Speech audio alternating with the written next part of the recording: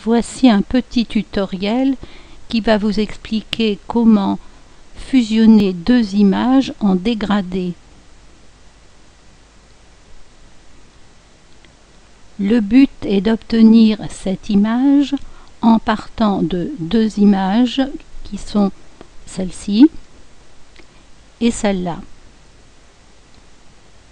Il est souhaitable de choisir deux photos de taille à peu près égale, c'est-à-dire que le nombre de pixels soit à peu près le même. Ce n'est pas toujours facile, en tout cas il ne faut pas que l'une soit vraiment beaucoup plus grande que l'autre. Ici l'image du visage est plus grande que l'image du paysage, mais il n'y a pas une très grosse différence, donc c'est tout à fait acceptable. Quand vous allez commencer votre travail, il est toujours préférable également de commencer par ouvrir la plus grande image. Ce n'est pas absolument nécessaire, mais ça simplifie le travail. Ceci était la présentation. Je vais maintenant vous expliquer pas à pas comment procéder pour votre travail. Comme je le disais donc, nous allons commencer par ouvrir la plus grande image des deux, qui est celle du visage. Donc je clique sur l'onglet Fichier, Ouvrir, et je vais ouvrir l'image du visage. Voici cette image ouverte. La deuxième image, je vais l'ouvrir également, mais je vais l'ouvrir non pas comme une nouvelle image, mais comme un nouveau calque, de façon que ce calque s'intègre dans le même fichier. Il va venir tout à l'heure s'afficher ici. Alors, je procède de la même façon. Fichier, mais pas ouvrir, mais ouvrir en tant que calque. Je vais ouvrir le paysage de neige, celui-ci. Le voici ouvert. On voit le paysage de neige, on ne voit plus le visage de la femme, tout simplement parce qu'il est celui du visage est dessous. Ces images, on ne les voit pas entièrement, tout simplement parce que mon affichage n'est pas correct. J'ai choisi de faire une fenêtre relativement petite pour la vidéo, donc il faut aussi que je choisisse un affichage un petit peu moins grand. Je vais donc moi personnellement choisir un zoom de 40%. Ici à la place de 100, je vais taper 40. Vous, ça dépendra de votre écran, vous pouvez choisir le zoom que vous préférez. Je valide. Et on voit ici que cette fois, nos deux images sont entières. D'ailleurs, il y a même tout autour du blanc, ce qui nous assure que les images sont complètes. Avant de véritablement commencer le travail de fusion dégradée, on va travailler sur le visage ici de façon à enlever ici tout ce qui est extérieur au visage, c'est-à-dire on va détourer le visage. Tout d'abord, je vais faire monter le calque du visage au-dessus du calque de la neige. Pour cela, il y a plusieurs façons de faire. Je vais prendre une façon assez simple. Je clique sur le calque de la neige et je vais cliquer ici sur cette flèche verte et vous allez voir, le calque va descendre dessous. Et maintenant, bien sûr, on a sur le dessus le calque du visage et le triangle en pointillé là représente la forme du calque qui est dessous, qu'on ne voit pas puisque il est derrière. Par contre, je vais maintenant travailler sur le visage lui-même. Je vais donc d'abord cacher la visibilité de la neige, ça sera aussi simple, et surtout ici, avant de commencer mon travail, cliquez bien sur le calque du visage pour le sélectionner. Si c'était celui-ci qui était sélectionné, ce que vous feriez, irait s'inscrire dans le calque de la neige et non pas dans le calque du visage, ce qui n'est pas ce que nous souhaitons. Donc je clique sur le visage et le calque devient bleu. J'ai dit que nous allions détourer le visage, ce qui signifie que je vais enlever tout ce qui n'est pas le visage, c'est-à-dire en fait l'arrière-plan, le fond de l'image ici. Pourquoi ça? Tout simplement pour que lorsque nous allons faire le fondu des deux images, elles s'intègrent mieux l'une avec l'autre. Avant de commencer, je vais faire un clic droit dans le dialogue des calques, ici, clic droit et je vais ajouter un canal alpha si ce n'est pas déjà fait. Ici, ajouter un canal alpha étant grisé, ça veut dire que le canal y est déjà. Ce canal alpha est très important, il représente la transparence. Si vous n'avez pas ce canal alpha, lorsque vous allez effacer la partie grisée, là, vous aurez du blanc à la place, qui n'est pas ce que nous souhaitons, nous voulons de la transparence. Pour enlever cette partie en trop, je vais devoir l'entourer et ensuite la supprimer. Il y a différents outils de sélection pour faire ceci. J'ai choisi aujourd'hui de prendre les ciseaux intelligents. Donc je double-clique sur les ciseaux. Pourquoi s'appelle-t-il ciseaux intelligents? Parce que plus ou moins ils adaptent un petit peu leur tracé en tenant compte des couleurs de l'image, donc ils s'adaptent assez bien. Comment faire? Je vais cliquer par exemple dans un angle et je vais le long des cheveux. Alors là par exemple ils ne se sont pas bien mis, mais on peut recliquer sur la ligne et tirer un petit peu dessus pour qu'elle suive. Ah bah, non, elle était pas mal finalement. Bon, je continue. Là c'est pas trop bon, je peux le retirer un petit peu. Là ça suit assez bien le bord. Je continue à faire le tour de cette façon en cernant à peu près les cheveux. Si ça n'est pas très bien fait, ce n'est pas dramatique parce que tout ça sera fondu, dégradé, ça ne se verra pas beaucoup. Donc je continue, je vais jusqu'ici, je vais dans l'angle, ici on fait une ligne droite et on clique. Alors pour finir, il faut absolument fermer la sélection.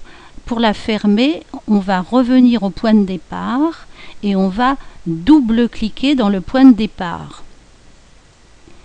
Quand on a double-cliqué dans le point de départ, pour former la sélection, on clique à l'intérieur de la sélection.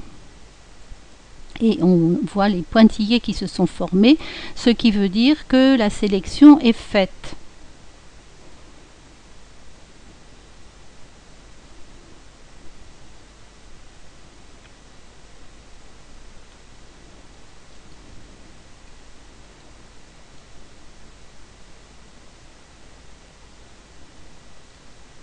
Pour supprimer cette partie, maintenant, nous allons faire édition, effacer ou le raccourci clavier CTRL X. Et notre partie grise là a disparu.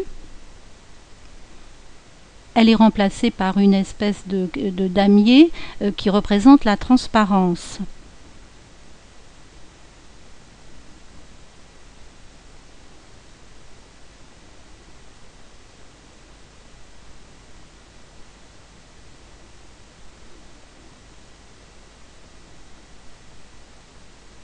J'annule la sélection qui est toujours marquée en faisant sélection aucune. Ce qui me permet de m'apercevoir que ma sélection n'était pas très bonne. Il reste un petit peu de gris ici, un petit peu de blanc là. Alors je peux tout simplement prendre l'outil gomme qui est ici.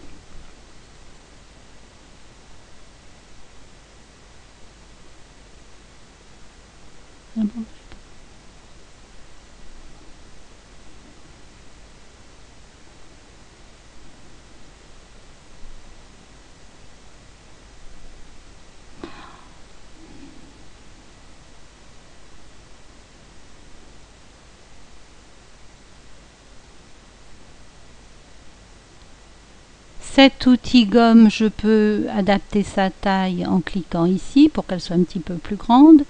Et vous voyez là, on aperçoit la gomme. Et je vais cliquer sur le blanc que j'ai laissé en haut pour effacer. Et sur le noir qui se trouve ici également. Bon, voilà, c'est effacé. Je vais procéder de la même façon pour le triangle qui se trouve là, avec les ciseaux bien entendu. Donc je procède de la même façon que tout à l'heure. Je ferme en double cliquant, je clique au centre et je fais CTRL X pour effacer. J'annule la sélection en faisant sélection aucune. Bon, ça a l'air à peu près bien. Si je ne suis pas trop sûre de moi, je reprends la gomme et j'efface un petit peu, mais ça a l'air bon dans l'ensemble. Voilà.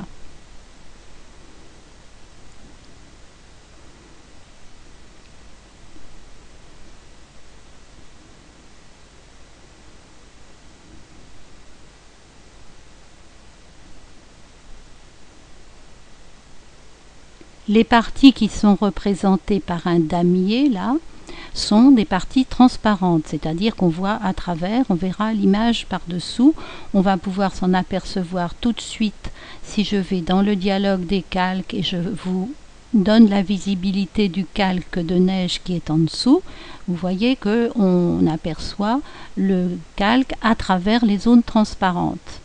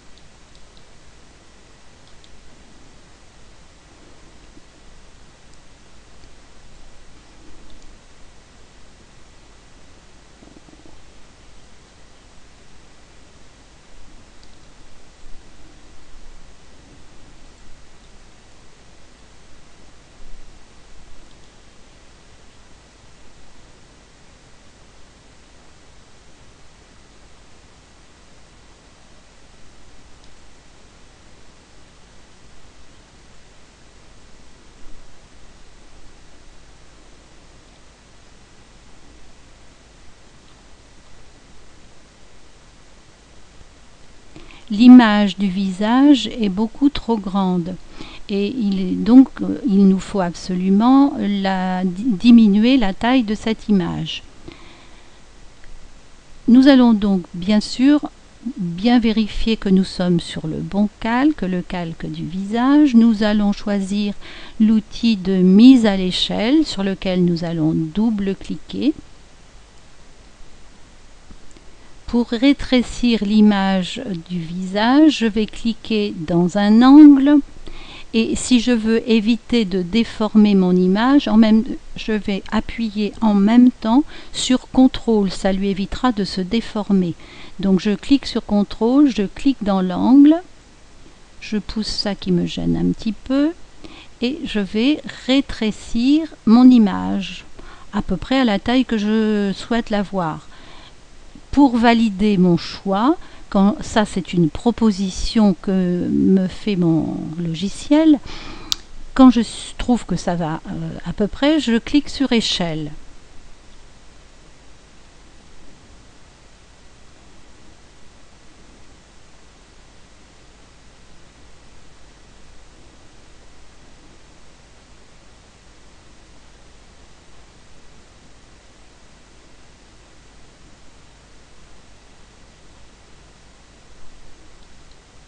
Pour déplacer l'image qui n'est pas au bon endroit, je vais utiliser l'outil de déplacement, celui-ci. Je vais cliquer sur l'image du visage. Il faut être bien sur l'image du visage. Si je ne suis pas sûre, je regarde le dialogue des calques et je me remets bien dessus pour être sûre de moi. Je clique donc sur le visage et je vais le mettre à peu près à l'endroit où je souhaite le voir.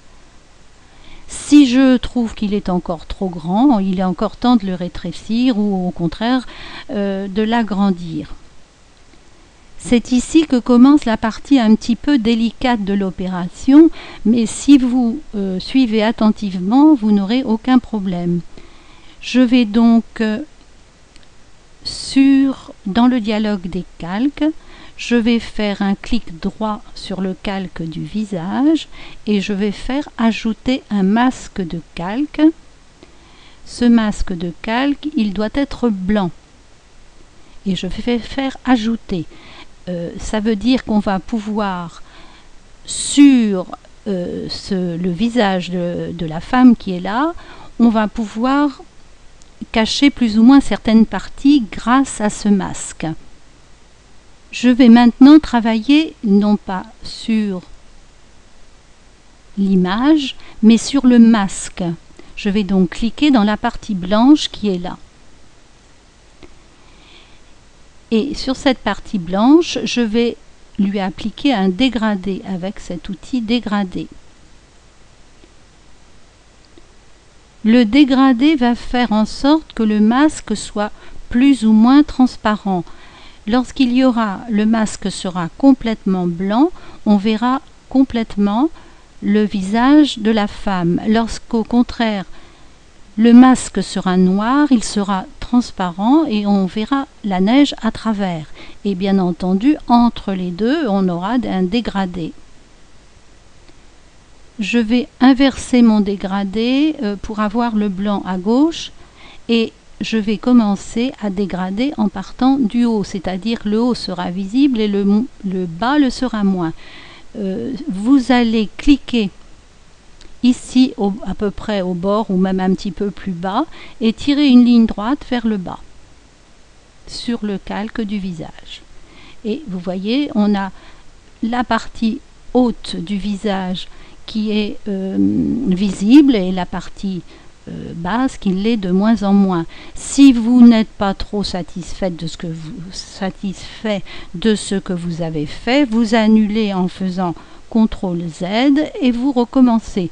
On peut faire différentes choses, on peut passer dans ce sens-là par exemple, on aura un dégradé de droite à gauche, mais normalement, le plus simple ici, c'est de partir du haut vers le bas. Mais faites toujours CTRL Z pour annuler, pour ne pas superposer les effets. Si vous voulez laisser le visage de façon plus importante, vous pouvez ne commencer qu'ici et le dégrader à partir de là. Au contraire, on peut le faire plus ou moins selon ce que l'on souhaite.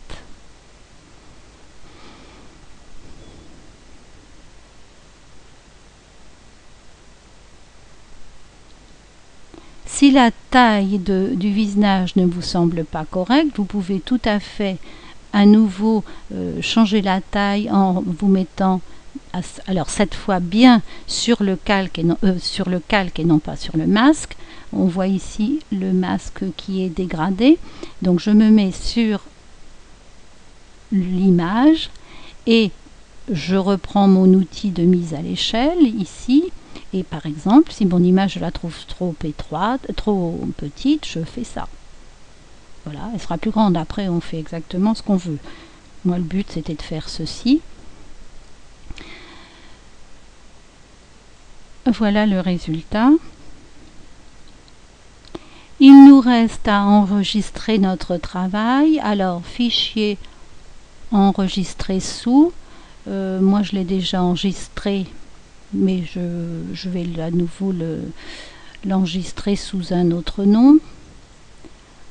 Alors, il va s'enregistrer automatiquement au format XCF si vous avez la nouvelle version de GIMP 2.8.